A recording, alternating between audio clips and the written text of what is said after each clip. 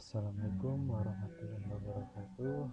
Saya Binedi Bagus, kelas 03 2018, Ekon mahasiswa Universitas Lancang ini ingin membahas tanggung jawab sosial dan etika bisnis dalam manajemen strategi. Pertama, pandangan organisasi terhadap CSR. Organisasi menjalankan aktivitas bisnis tidak berkembang sendiri. Perusahaan-perusahaan baru bisa hidup dan tumbuh dengan berbagai kondisi yang melingkupinya. Ada karyawan, pemerintah, masyarakat sekitar, dan ada konsumen, pemasok, dan berbagai pihak pemangku kepentingan yang lain. Pemangku kepentingan adalah pihak-pihak yang terkena pengaruh atas beroperasinya perusahaan. Masing-masing pihak ini memiliki kepentingan sendiri-sendiri. Kadang-kadang ada perbedaan kepentingan antara masyarakat masing-masing pihak dengan pemegang saham dan karyawan. Perusahaan juga harus pertimbangan dan perhatikan masyarakat luas. Tentu saja perhatian ini diberikan bisa berbeda-beda, namun wujud itu selayaknya ada. Dua pandangan tentang tanggung jawab sosial perusahaan. Yang pertama, pandangan tradisional. Paul terkenal dengan pendukung pandang ini adalah the business of business is business. Pandangan seperti ini ditentukan oleh Milton Friedman. Menurut Friedman, hanya ada satu tanggung jawab sosial perusahaan, yaitu menggunakan sumber daya dengan aktivitas yang bisa mendapatkan dan meningkatkan laba perusahaan sepanjang sesuai dengan aturan yang ada, terbuka, dan bersaing bebas tanpa kekurangan. Yang kedua, pandangan sosial ekonomi. Pandangan ini disebut sebagai socio-economic view. Ada 4 pokok pikiran dari pandangan ini, yaitu yang pertama, tanggung jawab perusahaan lebih dari sekedar menciptakan laba, yaitu perusahaan juga terlibat untuk merusak dan menjaga dan meningkatkan kesejahteraan masyarakat secara keseluruhan. Yang kedua, perusahaan pada dasarnya bukan pihak independen yang hanya bertanggung jawab kepada pemegang sahamnya. Ketiga, perusahaan seharusnya memiliki tanggung jawab moral kepada masyarakat yang lebih luas, baik untuk urusan sosial, hukum, dan berbagai masalah politik. Yang keempat, perusahaan haruslah melakukan hal-hal yang baik dan benar dan manfaat bagi masyarakat dalam menjalankan perusahaan. Tanggung jawab yang terdiri dari 4 level. Mari kita bahas satu persatu tanggung jawab ini secara terperinci. Yang pertama, tanggung jawab ekonomi. Menghasilkan barang dan jasa yang bernilai bagi masyarakat sehingga perusahaan dapat membayar pada pemegang saham dan kreditornya. Yang kedua, tanggung jawab legal. Ditentukan oleh pemerintah melalui produk hukum yang dipatuhi oleh perusahaan. Ketika ini perusahaan bagaimanapun harus mematuhi apapun peraturan perusahaan terkait dengan operasinya. Ketiga, tanggung jawab etikal adalah mengikuti kepercayaan yang berlaku tentang perilaku tertentu di masyarakat. Di sinilah urutan selanjutnya berada, di mana perilaku perusahaan sangat ditentukan oleh perilaku utama dari masyarakatnya. Yang keempat, tanggung jawab direksi adalah sesuatu yang secara murni dan sukarela, tapi perusahaan perlakuannya sebagai sesuatu yang wajib. Bagi Carroll, dua tanggung jawab yang terakhir ini yang disebut tanggung jawab sosial, dan keempat tanggung jawab ini menurut Carroll harus berlangsung berurutan. Sebuah perusahaan baru bisa menjalankan skripsi kalau yang sudah mampu menjalankan tanggung jawabnya sebelumnya. Meskipun begitu, sesuatu yang ini dianggap tanggung jawab sosial bisa saja suatu saat menjadi legal untuk kasus Indonesia. Perusahaan yang bergerak dalam industri manfaat sumber daya alam seperti industri pertambangan, aktivitas CSR dianggap sebagai sesuatu yang menjadi keharusan. C. CSR sebagai sebuah strategi. Berbagai penelitian tentang pelaksanaan penggunaan CSR dalam sebuah perusahaan sudah dilakukan banyak penelitian baik di dalam maupun di luar negeri. Konsep-konsepnya berevolusi dari tulisan yang sederhana berkembang menjadi sesuatu yang kompleks dan multi aspek, mulai dari aspek filantropi, pengembangan komunitas. Menurut Fincher 2007, keterlibatan pengukuran kinerja CSR, persepsi konsumen, penciptaan nilai. Menurut Porter and Kramer dan Hastert and Erlund, walaupun kesadaran bisnis untuk sosial ini tapi pada dasar banyak impaknya kurang begitu jelas. Porter and Kramer secara agak sinis malah mengatakan lebih banyak unsur kosmetiknya karena tidak begitu jelas dampak strategik untuk operasionalnya. D. Sinergi CSR dalam perusahaan multibisnis. Menaikkan CSR dengan value creating di perusahaan multibisnis juga dapat dilihat dari sudut sinergi.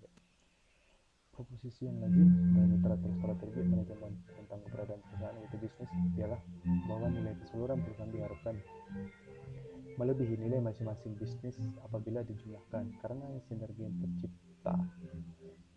mereka misalnya bisa memanfaatkan economic of scale atau biaya produksi yang sama bisa dibagi sehingga kurang dibandingkan bila mereka berproduksi sendiri-sendiri.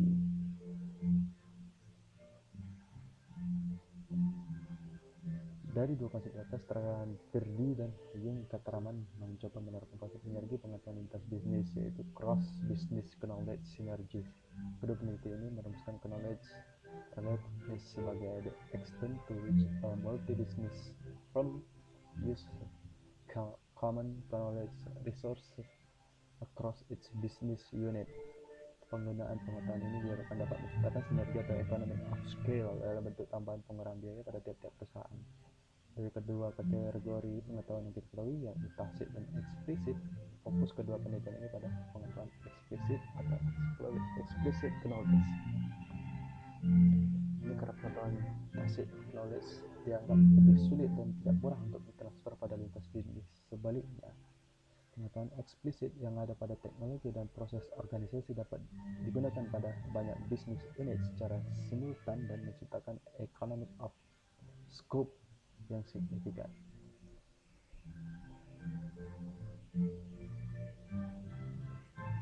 Jadi konsep itu ialah keterkaitan pengetahuan produk knowledge relatedness, keterkaitan pelanggan customer relatedness, dan pengetahuan manajerial atau managerial knowledge. Yang pertama, elemen produk knowledge relatedness. Keterkaitan bisa dibangun melalui pertukaran dengan pihak eksternal di pasar dan dengan pihak internal. B. Aspek customer relatedness bisa menjadi sinergi kebutuhannya, preferensi, dan pelaku pembeliannya atas value atau nilai yang ditawarkan satu bisnis beragam. Membuat sinergi bisa tercipta melalui interaksi perusahaan dengan pelanggan baik secara langsung maupun tidak langsung.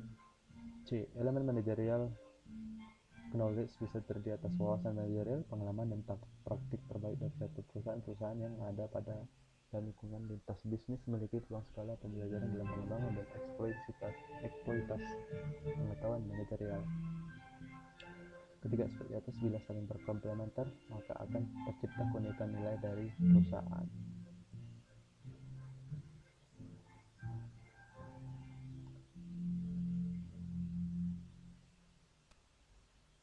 Dengan demikian, bila kita ingin melihat aktivitas CSR memberikan dampak terhadap strategi dan perusahaan, kerangka kerja yang ditawarkan Porter dan Kramer dalam membuat prioritas atas masalah sosial juga sering diterapkan seperti yang diketahui, yakni generic social issues, yaitu isu sosial yang tidak terpengaruhi secara signifikan oleh operasi perusahaan dan juga tidak berpengaruh pada daya saing jangka panjang. Kedua, value chain social impacts, isu sosial yang terpengaruh secara signifikan oleh aktivitas perusahaan dalam keseharian operasi perusahaan. Ketiga, social dimensions of competitive context, yaitu isu sosial dalam lingkungan eksternal secara signifikan mempengaruhi pendorong daya saing perusahaan tempat ia beroperasi. Penerapan Corporate Social Responsibility (CSR) PT Unilever Indonesia Tbk. Yayasan Unilever Indonesia memfokuskan kegiatannya pada 4 program atau isu utama, yakni yang pertama, Public Health and Education, kedua, Humanitarian Aid Program, ketiga, Small Medium Enterprise Development Program, dan yang keempat, Environment Program. Yang pertama, Public Health and Education atau PHE Program. Public Health and Education Program merupakan program CSR yang memberi fokus pada kebersihan dan kesehatan dalam masyarakat. Tujuannya yaitu yang pertama, mempromosikan gaya hidup sehat di masyarakat.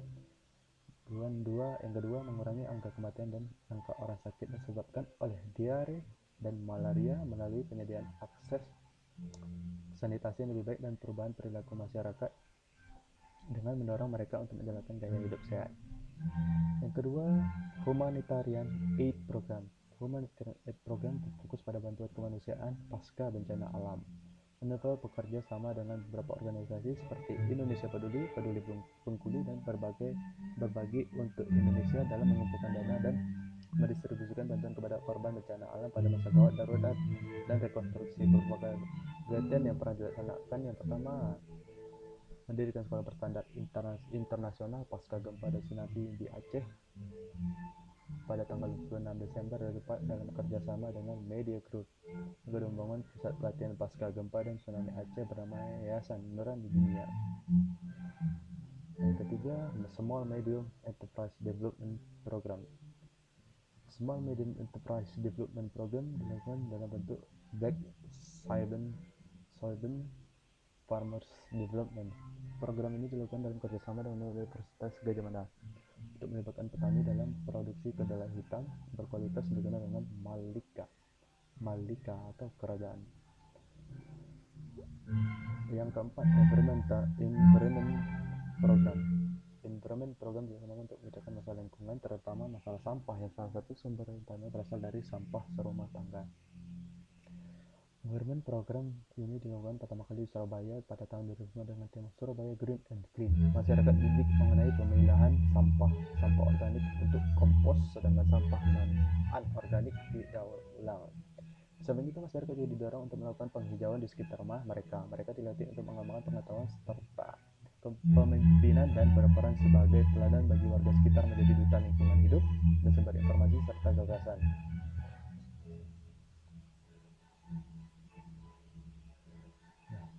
Sekian dan terima kasih.